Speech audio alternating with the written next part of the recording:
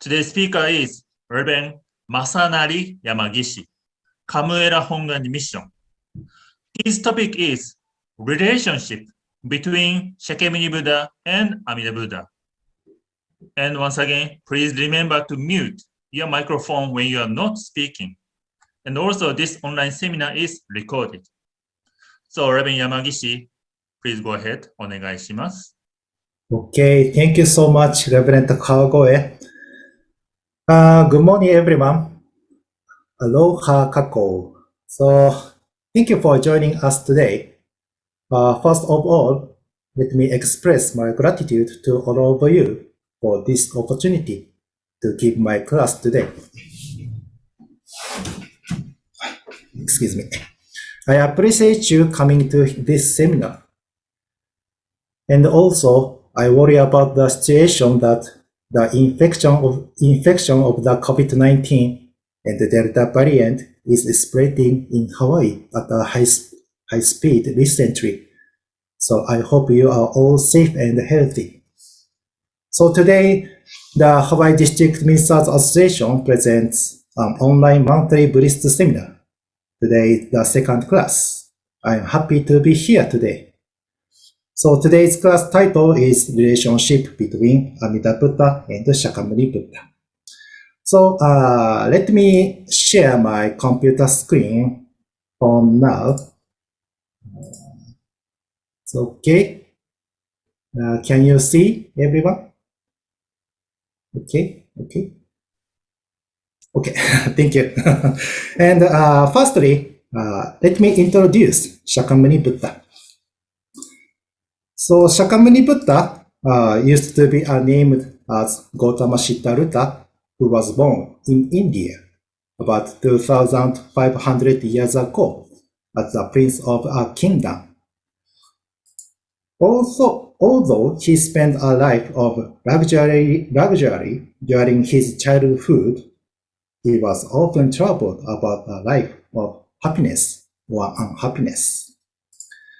At the age of 29, Prince Siddhartha decided to renounce his royal life and left his castle to become a monk, a seeker of the truth. Although he tried to find true happiness and practiced strictly for 6 years, he realized that there was no way for him to extinguish any sufferings. He gave up his strict practice to find true happiness. As soon as he abandoned both his luxurious and strict life, he decided to meditate under the pipala tree to find the universal truth of life. Gautama Siddhartha sat there for 49 days. According to the Mahayana tradition, he attained the highest enlightenment in the early morning of December 8th at the age of 35. And finally, he became Shakyamuni Buddha, the enlightened one. The highest state of enlightenment is expressed as the unexcelled perfect enlightenment in the Buddhist Sutra. Therefore, Shakyamuni Buddha is the original founder of all Buddhism in this world. However, in Jodo Shinshu Shin Buddhism, the statue of Buddha in the altar is Amida Buddha, not Shakyamuni Buddha. This photo is from Kamuela Hongwanji Mission's Shingi and Kakushin Memorial Services. So, Shin Buddhism is absolutely one of the sects of Buddhism. So some people often ask me, what is Amida Buddha? Why is Amida Buddha in the center in the altar? What kind of relationship is it between Amida Buddha and Shakyamuni Buddha? Let me show you one example to explain the relationship between Amida Buddha and Shakyamuni Buddha. Here is a bowl of soup and a silver spoon When you taste the soup, you usually use the spoon for it.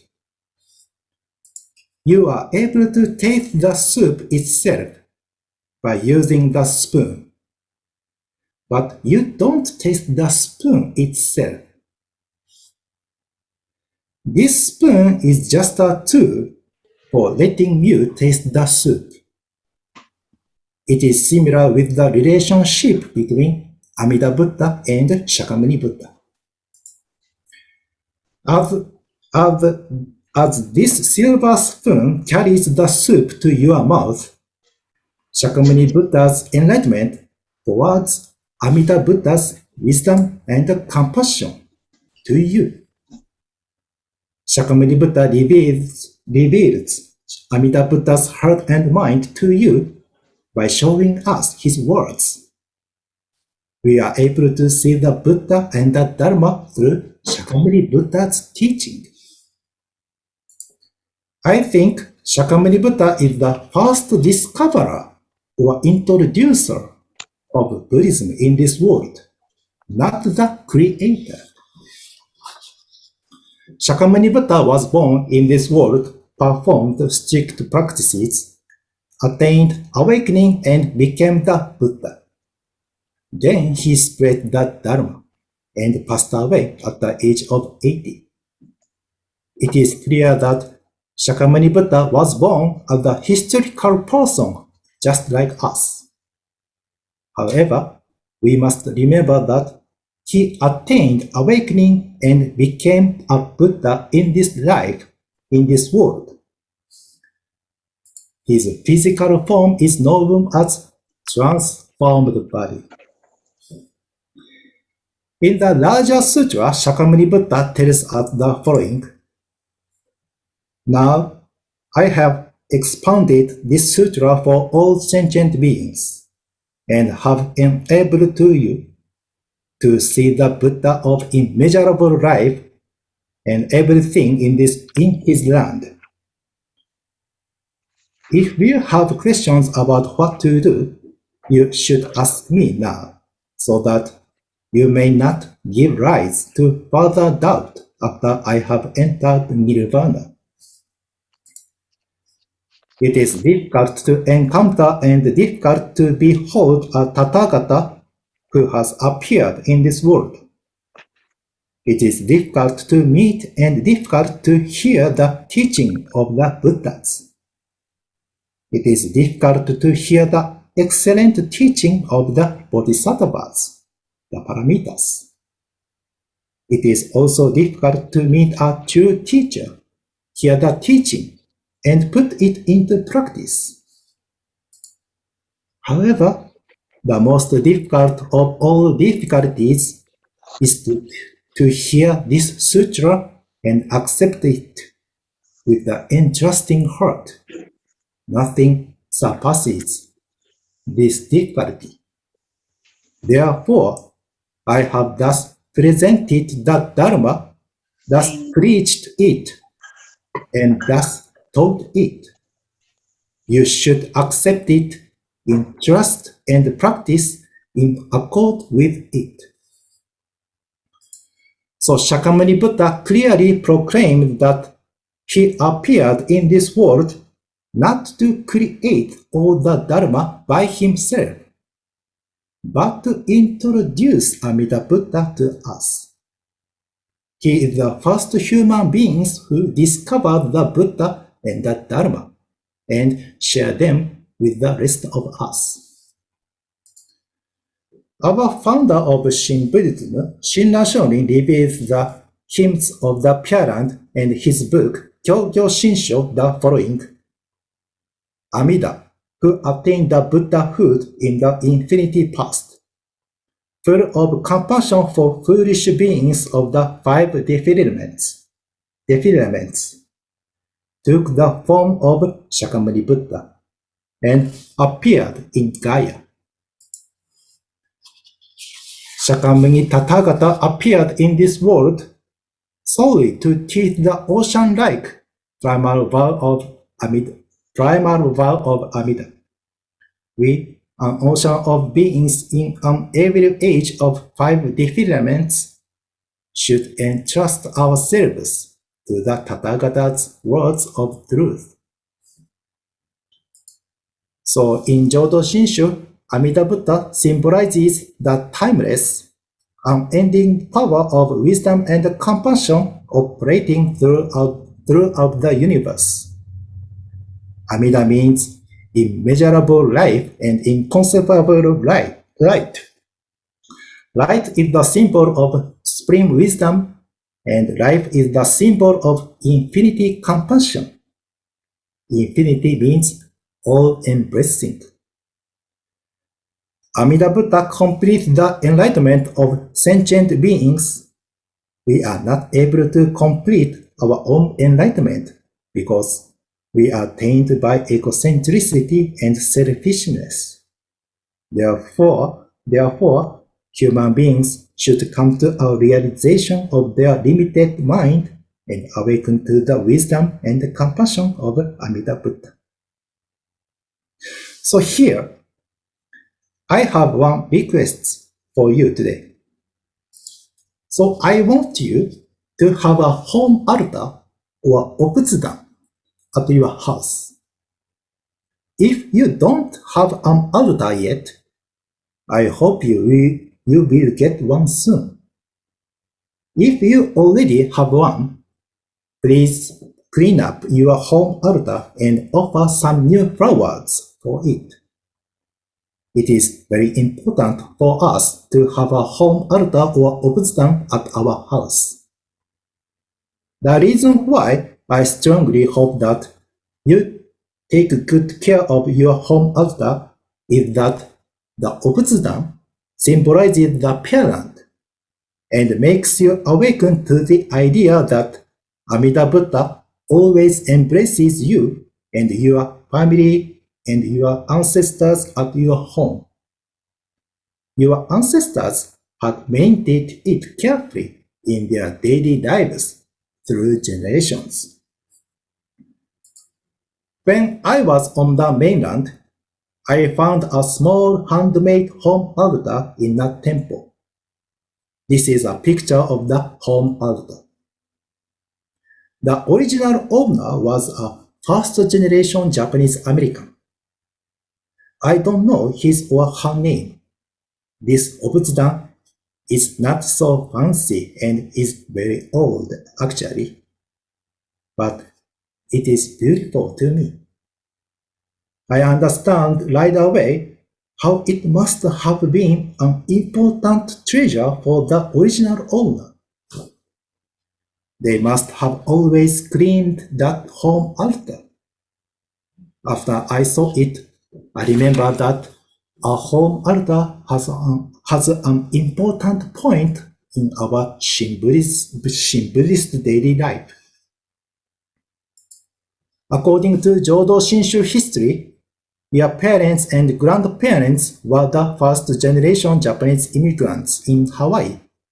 We call them Gannen-mono or Kanyaku.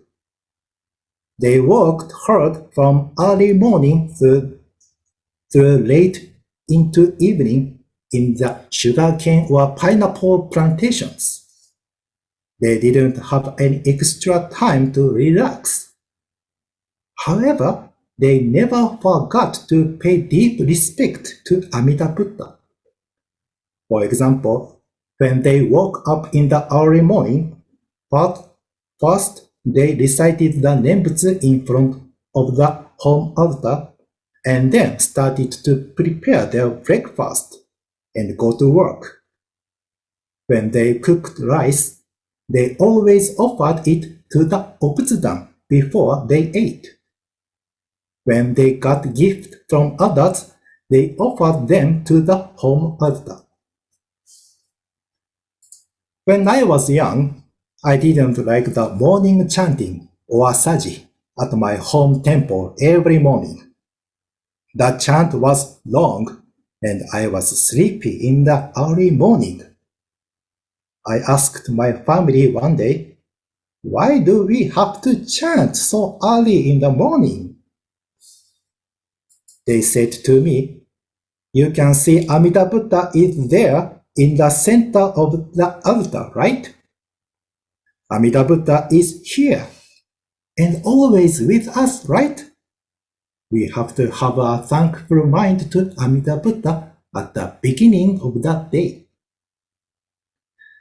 I guess some of you had a similar experience in your childhood. I couldn't understand the meaning of their words at that time. But now I understand a little more by knowing the history of first Japanese Americans. Here is a story I heard from a minister in Japan. A young boy at the age of 5 lived in Japan. His family was a member of Jodo Shinshu Buddhism. His grandparents were diligent members of the temple. One day, the boy was given a box of cream puffs from his relatives as a gift.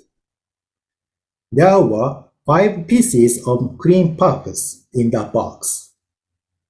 He was so happy because he loves cream puff. He had a younger brother and a sister. His grandparents and relatives asked him, "You got 5 pieces of cream puffs. How would you share them with your brother and sister? If you share each one cream puff with each of you, there would be 2 extra pieces. How would you share them?" The boy replied clearly, "I will offer those 2 extra cream puffs to Amida Buddha." And then he offered those cream puffs to the home altar and enjoyed eating his with his brother and sister. This boy is so good.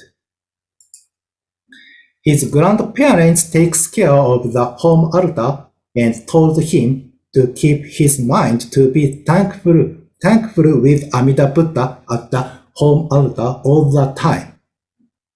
The boy always followed the teaching of his grandparents at his home. Therefore, he has a gentle mind to others and is always thinking of others before himself. Even when he gets his favorite food, he offered it to Amida Buddha first, and then he shared it with his brother and sister, keeping all it to himself. This is similar to Amida Buddha's heart and mind. Amida Buddha is always thinking of all of us in this world and never abandons us. The reason why the boy has such a gentle mind to others is that the home altar is there at his home, and his family members have a thankful mind to Amida Buddha, and the boy just does what his family members are doing and saying to the home altar. This is a very important point as a follower of Amida Buddha. To take care of the home altar is guidance and teaching from generation to generation. We have to keep our mind to Amida Buddha that Amida Buddha is the center of our daily lives, because Amida Buddha embraces all of us in this world. To have the home altar is the proof of it. I hope you never forget that Amida Buddha is the core of your daily lives. So your home altar should be placed in a location that is central and easily accessible to all your family members, such as the living room or family room. It is no problem that it may be arranged on a shelf or a bookcase or a table. But please remember, all your family members should pay the attention for the maintenance of the altar, like keeping fresh flowers and dust-free and uncluttered all the time. I hope you will recite the Nembutsu at your home altar every morning, and then start the day in your daily lives. So let me show you several photos here. These are all photos of several statues of the Buddha, for example, Nara Daibutsu, Kamakura Daibutsu, and Shakyamuni Buddha, and etc. in Japan. And this is a picture of the statue of Amida Buddha in Jodo Shinshu Shin Buddhism. What is the difference between Amida Buddha and other Buddhas in these photos? What is the point of the statue of Amida Buddha? Yes, Amida Buddha is standing, but other Buddha are sitting, right? This is a very important point in Shin Buddhism. Why is Amida Buddha standing? And also, have you ever looked at the statue of Amida Buddha from the side of the temple's altar? If you have not, please ask a minister to let you look at Amida Buddha from the side of the temple some days. This is a photo of Amida Buddha that is taken from the side of the statue of the Kamuela Hongwanji Mission.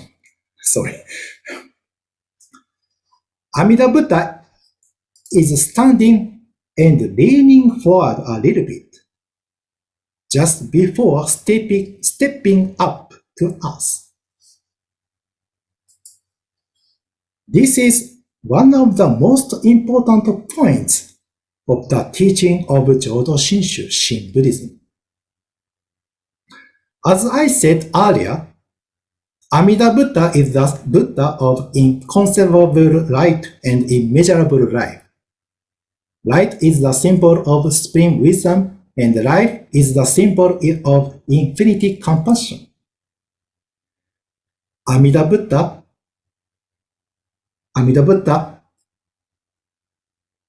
completes the enlightenment of sentient beings.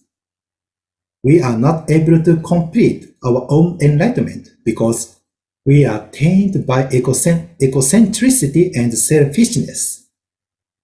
Therefore, human beings should come to realization of their limited mind and awaken to the wisdom and compassion of Amida Buddha. Honestly, a long time ago, before we realized this truth and take refuge in Amida Buddha has already been stepping up to us and embracing all of us. Before we entrust ourselves to Amida Buddha has already been beside us. The reason why the statue of Amida Buddha is standing and leaning forward and stepping up just before stepping up is to symbolize Amida Buddha's heart and mind for all of us. Shinran Shonin tells us in the hymns of the parent the following: seeing the sentient beings of the Nembutsu throughout the world, countless as particles in the 10 quarters. The Buddha grasps and never abandons them, and therefore is named Amida. So Reverend Kenryu Titsuji Sensei tells us in his book, The Heart of the Buddha Dharma, about the interpretation of Chinese character of Namo Amida Butsu. The following: the first two characters, Namo, means first to return the original source of the universe, and secondly, to understand the meaning of life. to return as the following being, to touch the heart of reality. With a great joy, listen to the voice of Amida Buddha calling us. Resting place under the gigantic tree, protecting us from a terrible storm. Amida calling us to rely on my protection. The timeless voice of Shakyamuni calling us to rely on him. To understand the following means, awaken to the real significance of life. Humbly accept the guiding power of Buddha. This power is the transcend other power. This power is always teaching us the truth. It is none other than Amida guiding us, or the Dharma teacher guiding us. All this is the work of Amida Buddha. Amida is calling us, come at once. So the teaching of the Nembutsu means we human beings should just entrust ourselves to Amida Buddha by reciting the Nembutsu. So our Buddhism is called Shin Buddhism, or Jodo Shinshu in Japanese. Shin means the truth and reality, literally in Japanese. I have an interesting story. When we take off one letter from Shin, it changes the meaning. When we take off a letter of H from SHIN, Shin, it changes to Sin. S-I-N. Sin is a very negative word. As you know, it means an immoral act or crime. We have to pay attention to say Shin Buddhism, not Sin Buddhism. A letter I is in the center of the word S-I-N, Sin. I think the letter I means us, human beings, especially me. I am always self-centered and egocentric in my mind. I am in the middle of suffering now. I feel loneliness and anxiety.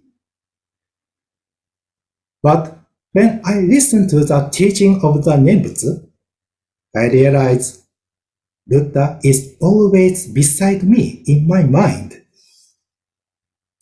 The Buddha means Hotoke in English, and Hotoke means the Buddha in Japanese.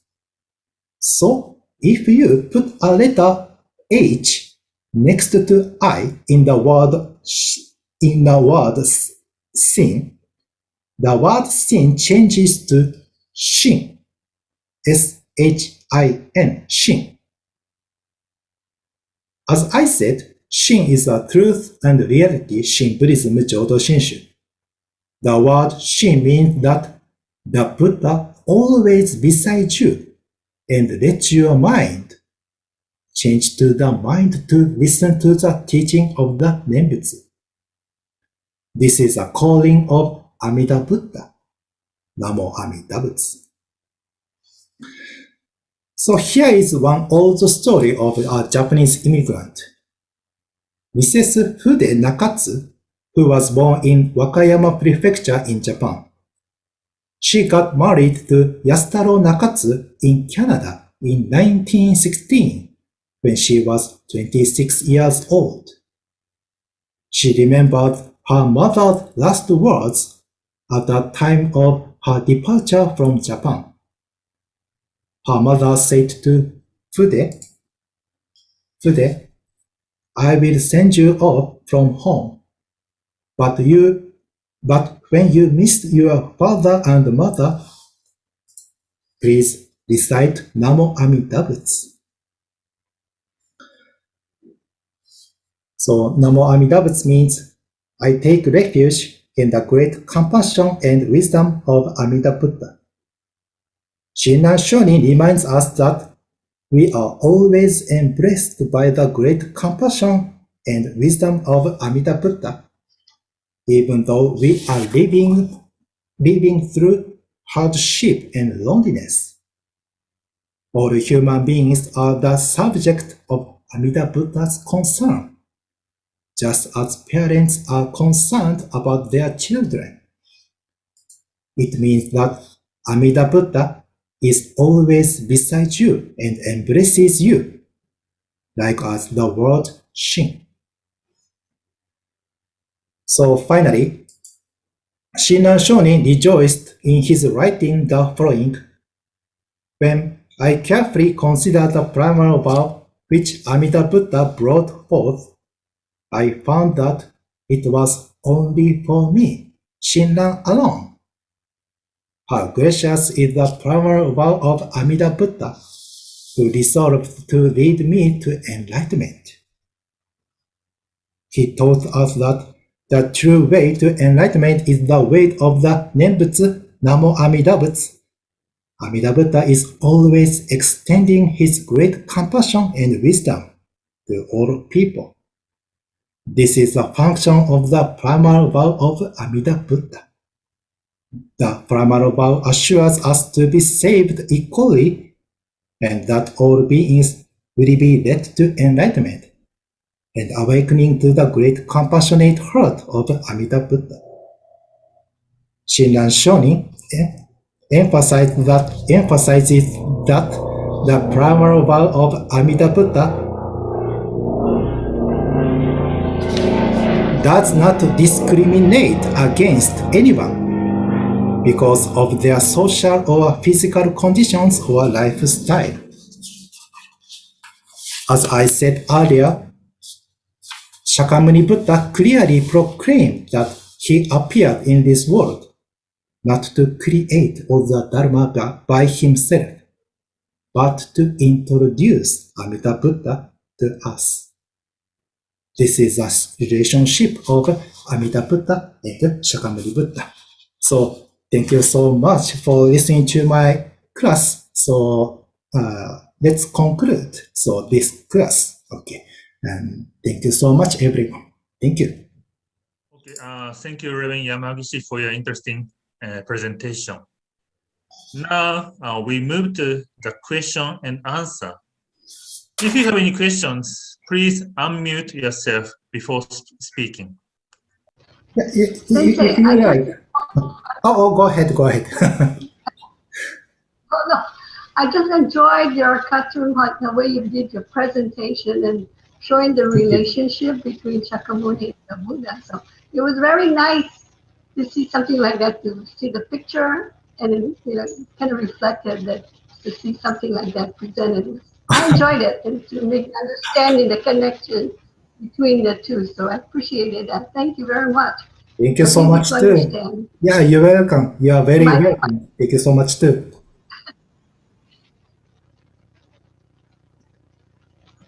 Reverend Yamagishi, this is Miles. Oh, hi, Miles. Good morning. I don't want you to see me, but you can hear me. So, Reverend and everybody else, we have our feeding program at the temple every Friday, and yes, very often we have visitors on that day, and I always like to introduce them to the feeding program, but it always results in a tour, an introduction to Jodo Shinshu. Yes. In the Hondo, etc., because I cannot resist. However, not being very scholarly and I didn't get raised in Dharma school, I have a very basic question, which is not quite Amida and Shakyamuni. But I heard you say it, that the primal vow extends to all sentient beings. So this is something that I kind of struggle with, and I babble when I'm talking about Jodo Shinshu to newcomers. Am I to understand that we are enlightened when we pass away, we become a Buddha, we join the Amida Buddha? Is this apply to every single person, Sensei? The people that have not heard of the Nembutsu path, people who we might say historically are bad people, evil people, are all sentient beings, especially humans, of course. All human beings enlightened upon death? Does everybody join? Yes, yes. Yeah, because as I said, Amida Buddha is the Buddha of immeasurable life and inconceivable light. So it means more timeless, ending, and Amida Buddha embraces more all sentient beings by his wisdom and compassion. So the Nembutsu means the two aspects. One is a calling from Amida Buddha, like rely on me. And second aspect means our gratitude, our expression of our gratitude to Amida Buddha. So it is important point is to have our mind to listen to the Amida's calling for us. So to recite the Nembutsu is means to our expression to our mind of our mind to listen to the Nembutsu. So more it is more how should I say more no doubt to Amida Buddha embraces all of us. The Nembutsu is a proof of it. Is it okay? Very good, Sensei. I think that's I would say it's a not so subtle point that I wish the reverends would emphasize more so that the people appreciate that and also share that, because I thought that what I've heard, and when I share that with newcomers, they pretty much marvel, because it's much more expansive and universal and of course compassionate than your classic Christianity or other religions, which is the certain believers are saved. And here in Jodo Shinshu, I mean, I feel very warm and fuzzy and happy now because I have been sharing that concept. I wasn't really sure about it, and I do see the look on people's faces, because we can all think of the so-called evil people in our history, in our world, in our community, that we don't want to say out loud are saved and enlightened and part of the universal acceptance. I think that is a big deal for Jodo Shinshu and for the message that of what Jodo Shinshu is. I think it's wonderful, of course, but it's also a pause for thought. It makes other people, newcomers, really stop and think and appreciate what Jodo Shinshu Buddhism can be. But so thank you very much, Reverend. I've been dying to ask that of all the reverends for a long time. Thank you very much. Yeah, thank you so much, Miles, too. Yeah, so sometimes some people say Jodo Shinshu is too much easy to practice because just to say one word, Namo Amida Butsu, is it really that is all to say? Just is it too much easy? But I think it is look like too much simple, because just to say the one word, Nembutsu, Namo Amida Butsu. So, but I think it is the most difficult to how should I say? I entrust to Amida Buddha without any doubt, no doubt, and just entrust Amida Buddha.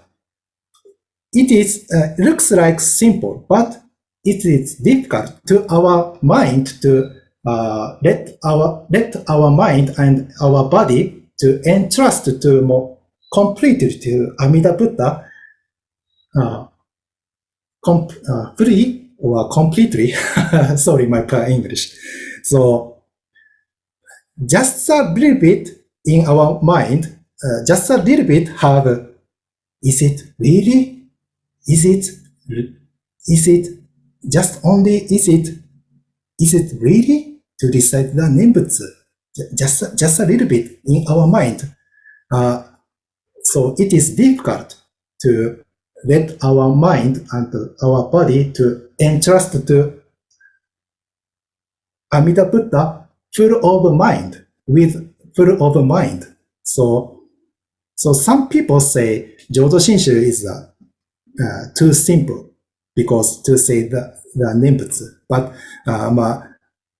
in my opinion, it is very difficult to entrust to Amida Buddha full of our mind. Yes. Anyway, thank you so much, Miles. Yeah.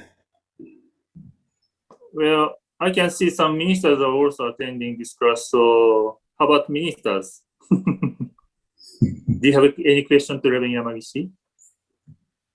おはようございます。Yamagishi Sensei, thank you so much for your interesting and really meaningful presentation. And I'd like to share one picture of Nigabyakudo to Nigabyakudo in Japanese, but please take a look at the chat. And this picture explains relationship with Shakyamuni and Amida Buddha. And Amida Buddha dwells in the Pure Land, calling us, just come as you are. And Shakyamuni Buddha says, please take that white path from this defiled world. And this is I think, good explanation of relationship Shakyamuni and Amida Buddha. And Shakyamuni Buddha says, go that way, don't worry, you take that white path. And Shakyamuni Buddha calls us, and don't worry, please entrust ourselves to me and go that white way. So this is a good.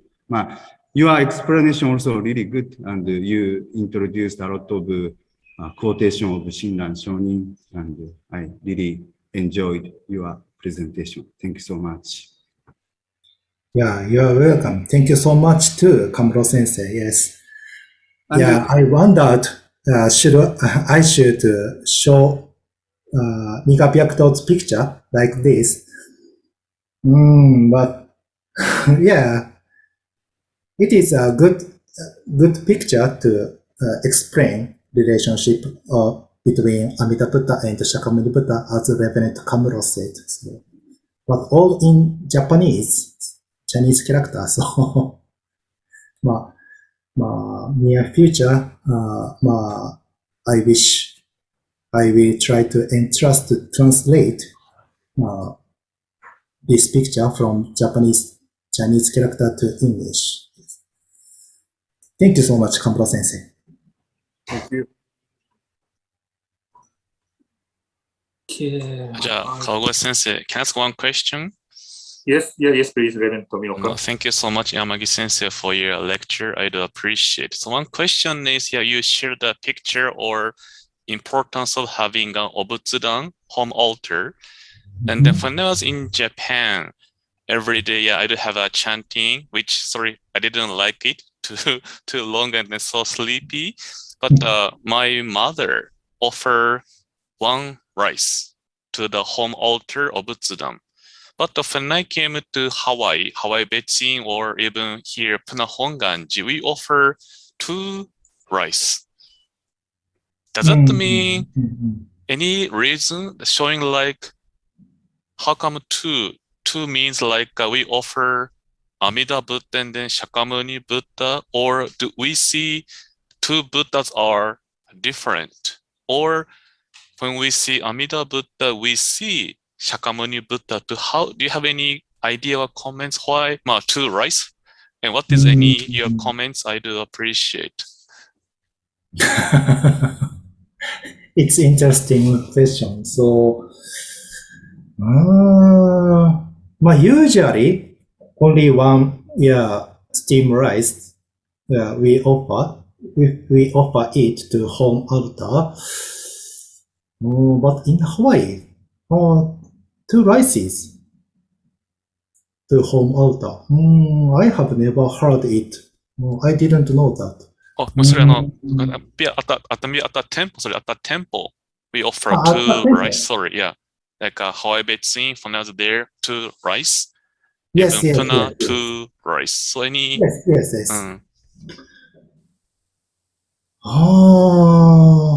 Yes. Yes. At the temple altar, we offered 2 rices to Amida Buddha. Honestly, I don't know the exact answer for this question. But I guess I agree with Reverend Tomioka's idea. It has meaning. One is for Amida Buddha, and another is Shakyamuni Buddha.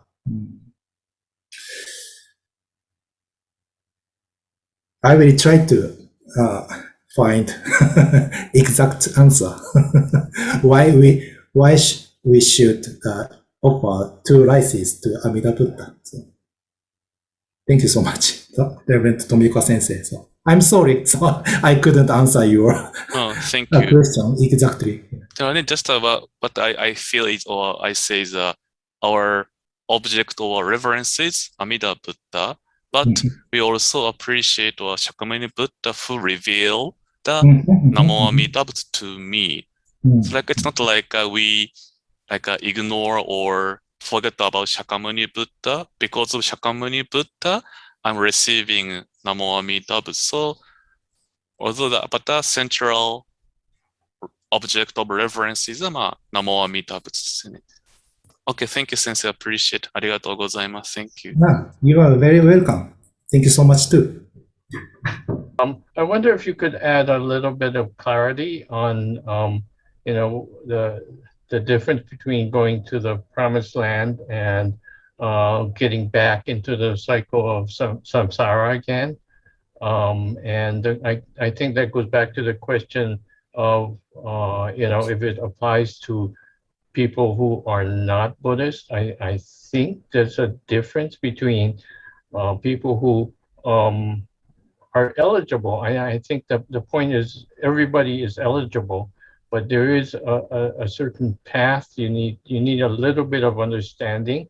If you say the Nembutsu and you think it's a magic word, or you like a 2-year-old saying thank you, but it doesn't. You're 2 years old, you don't understand what it means. So I think what I'm getting at is, how much do you need to get out of your temple and your teachings from your reverend before you can kind of go on the Shin Buddhist path, so to speak, as opposed to somebody who doesn't even know what that is, and how much do you really need to understand? When you said something about the entrusting heart part, I think that's Shinjin.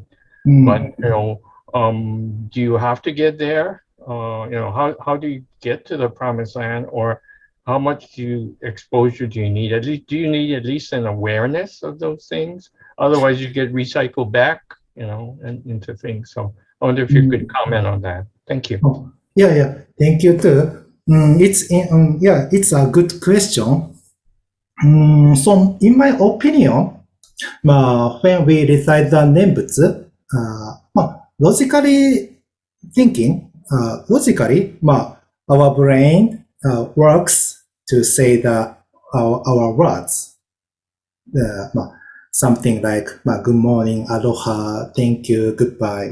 And our brain works to say the Nembutsu logically. But in my opinion, and Jodo Shinshu Shin Buddhism, to recite the Nembutsu means Amida Buddha's wisdom and compassion works on our body. So our body, full of our body, mind, brain, body. So Amida Buddha's wisdom and compassion works to recite, let us recite the Nembutsu, Namo Amida Butsu. So when we stand in front of the altar at the temple or in front of the home temple, we often recite the Nembutsu naturally, without thinking, without logical thinking.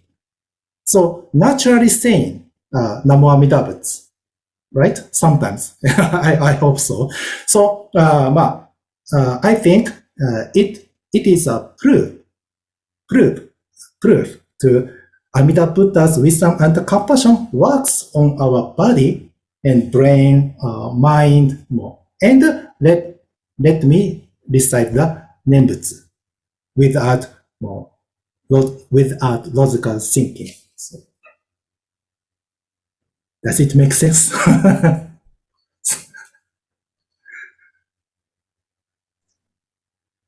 Well, I think it makes sense, but one of the things that has raised questions in my mind is if you go to some other areas or temples, you get I think a deeper understanding, like you just gave, of the difference between the different parts of the religion. But areas, I know that people have been members a long time, and a friend will ask them, "What is your religion about?" And they go, "Gee, I don't know. We get together and have lunch and things like that every Sunday." And they go, "Well, what do you learn?" I don't know. So. It's something that I think there's a balance somewhere, and the other extreme would be to become a monk somewhere and study it full time, but I think that's not the purpose of Jodo Shinshu. But it's at the same time something that you go, okay, if we're just getting together and we're a social club, why do we have the minister? We don't need the minister. So I think there's a certain point where we get something from the minister and have it put something into a framework, so you can say the Nembutsu and have it have meaning to you. So that's my reason for asking the question. So thank you for your explanation. Yeah. Thank you so much too. It's how should I say? And minister have to learn more and study a lot. So how to explain the meaning of the Nembutsu and why we are come to the temple, why we recite the Nembutsu. What is the reason why we recite the Nembutsu? We come to the temple every Sunday. Yeah. But this is a good point of question. Yeah. Thank you so much. You're welcome. Thank you again. Hongwanji Sensei. Yes. It's Miles and Reverend Yamagishi. I was interested in Richard Ito's question, and I got something different from it. So, and I was looking forward to this answer, but I'm not sure what he meant. But I thought he was asking, and I would like to ask, kind of back to what I was asking before, confirmation of every sentient being. So the Hongwanji people are taught to follow the Nembutsu path, which is another issue, the idea of what is that? What are we taught?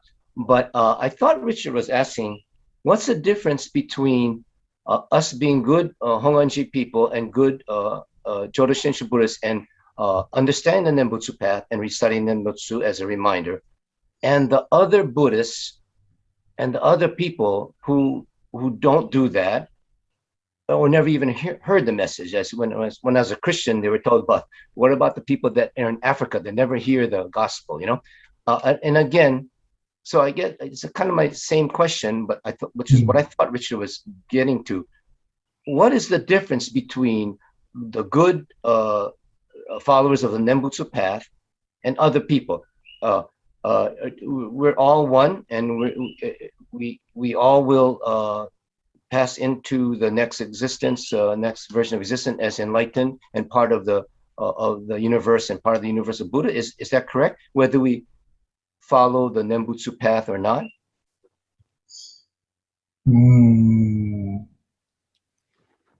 Yeah, so as I said earlier, it is difficult to set our mind to entrust to Amida Buddha fully, completely with our mind.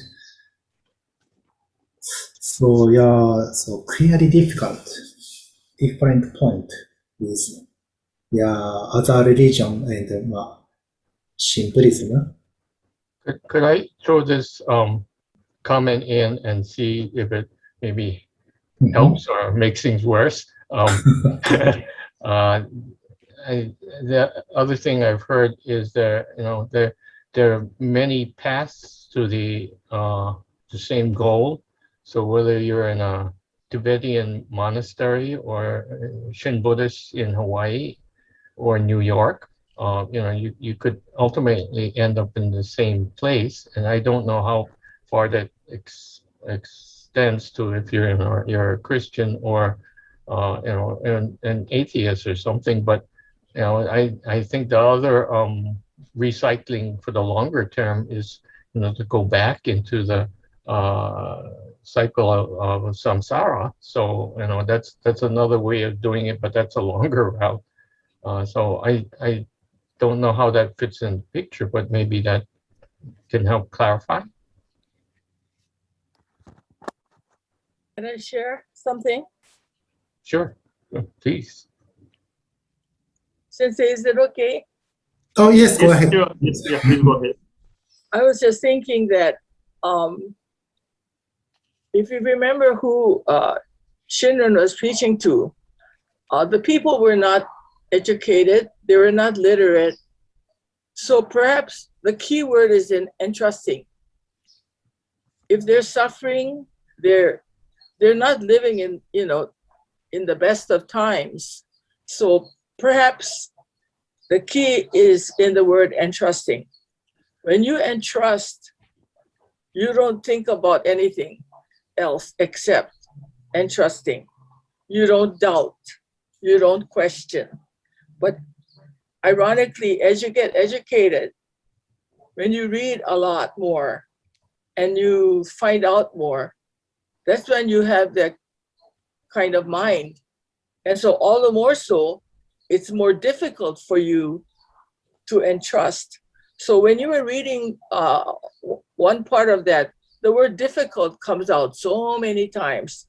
And I remember thinking, it is difficult, especially now for us, because we know so much and we can read and all of that. And I think that's one of the reasons the word entrusting becomes very, very important, that we can actually allow ourselves or entrust ourselves completely, in the vow.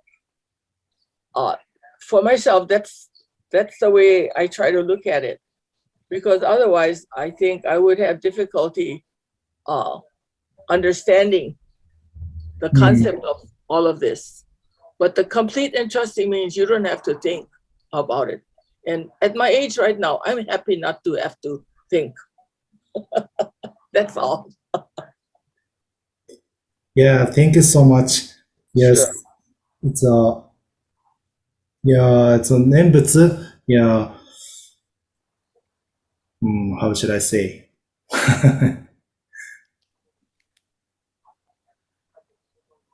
Yeah, so sorry in Japanese. So 新人定まるとき、yeah, 往生。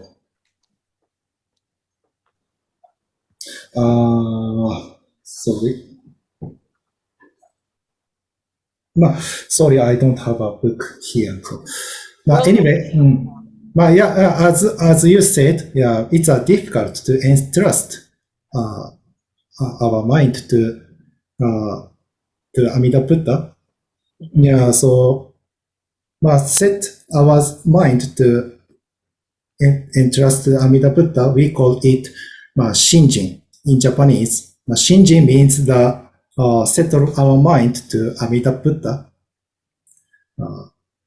But so, yeah, as I said many times, it's difficult to pull off our mind to entrust Amida Buddha. So, but Amida Buddha is immeasurable life and immeasurable light.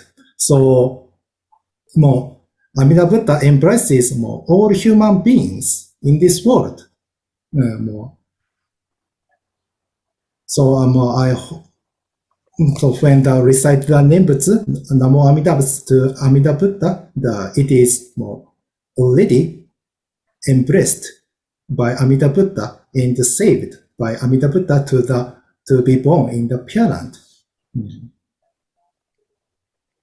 I guess to be assured of all of this, for the people at that particular time, in Shinran's time, for them to be assured of all of this, no matter how hard their life was, no matter how terrible some of them were behaving, maybe, to be assured of this and to be able to entrust, I think that's for them at that time was probably difficult.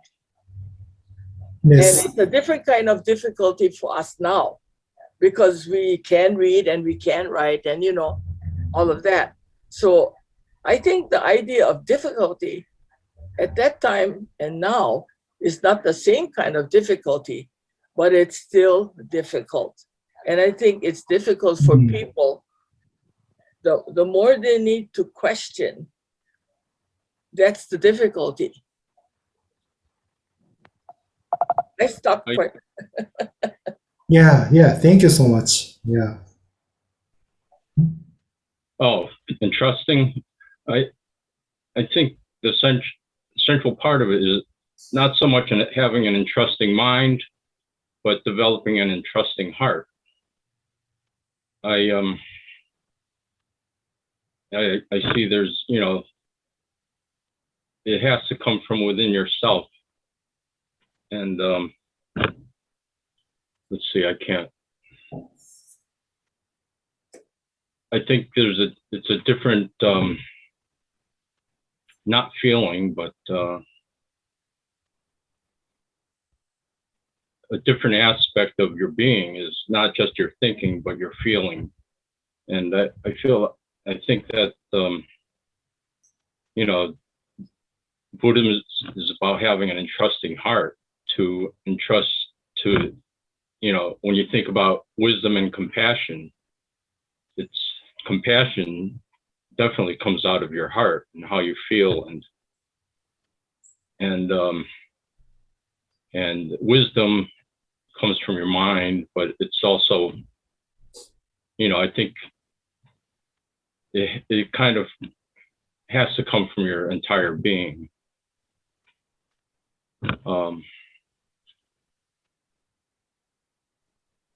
But I think if you have an entrusting heart, you view things differently because, you feel things differently.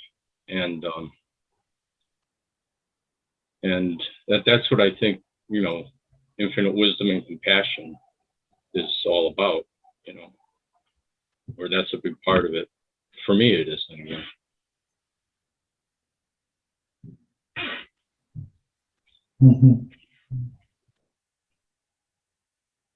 Yeah.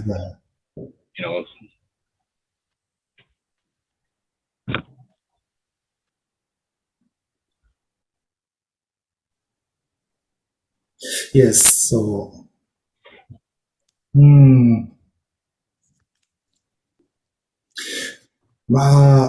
as I said, as I said earlier, it's important to its point is to realize that Amida Buddha always beside us. Yes. Without any problem, any exception. So as I said earlier, a word of Shin means Amida Buddha always beside me. So Shin is a truth and reality, literally in Japanese.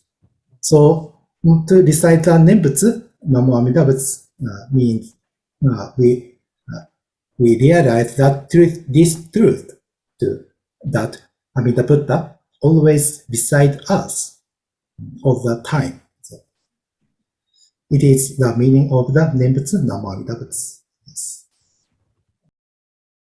Thank you, everyone, for your time today. I hope this class helped you to understand the relationship between Amida Buddha and Shakyamuni Buddha. We will send you a questionnaire about this class at a later date. Please fill it out as it will help us improve our classes. Next month's class will be on Saturday, September 25th, 10 a.m. to 11 a.m. The speaker will be myself, and the topic will be what is the temple's role and responsibility as a part of the community. This will be a discussion style class. Also, again, your donations will be greatly appreciated. You can find the online donation link in the chat or screen. If you wish to write a check, please make it payable to Hawaii District Hongwanji Council with HDMA seminar on the memo, and mail to PO Box 6027, Hilo, Hawaii 96720. Attention, Treasurer. So thank you again for your time today. Please stay safe and healthy. Thank you very much, everyone, and thank you very much, Reverend Yamagishi. Thank you very much. ありがとうございます。Thank you so much too.